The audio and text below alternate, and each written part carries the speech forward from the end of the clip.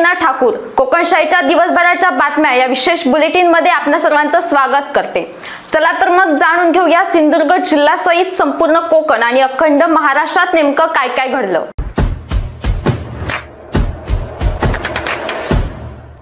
रत्नागिरीतील गणपतीपुळे किनारपट्टीवर भला मोठा व्हेल मासा वाळूत अडकलाय। समुद्राच्या भरतीच्या पाण्यामुळे हा मासा किनाऱ्यावर आला आणि ओहोटीच्या पाण्यामुळे वाळूत अडकल्याने त्याला परत पाण्यात जाता येईना। विशेष म्हणजे व्हेल मासा आकाराने मोठा असला तरीही ते व्हेलचे पिल्लू असल्याचं जाणकार सांगतायत।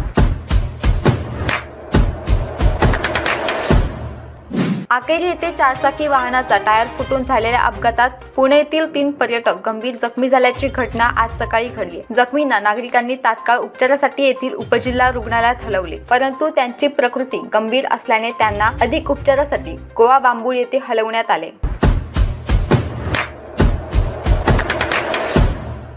देवरुख शहरातील छत्रपती शिवाजी महाराज चौक येथे दुचाकी अपघातात जखमी झालेल्या प्रौढाचा उपचारादरम्यान कोल्हापूर येथे मृत्यू झालाय। अनंत मानका वेले असं मृत प्रौढाचं नाव आहे।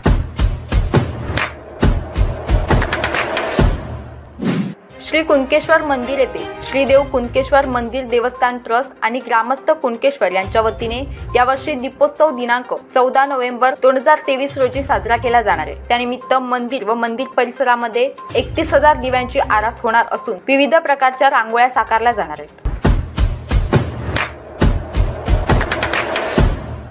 कुडाळ शहरातील भारतरत्न डॉक्टर बाबासाहेब आंबेडकर नगर येथील प्रथमेश बाळा कुडाळकर या 23 वर्षीय युवकाचे अल्पशा आजाराने शनिवारी रात्री 11 वाजण्याच्या सुमारास निधन झाले। याबरोबरच कोकणशाहीच्या दिवसभराच्या बातम्यांमध्ये इथेच थांबतोय, पण तुम्ही मात्र दिवसभराचे अपडेट्स आणि ताज्या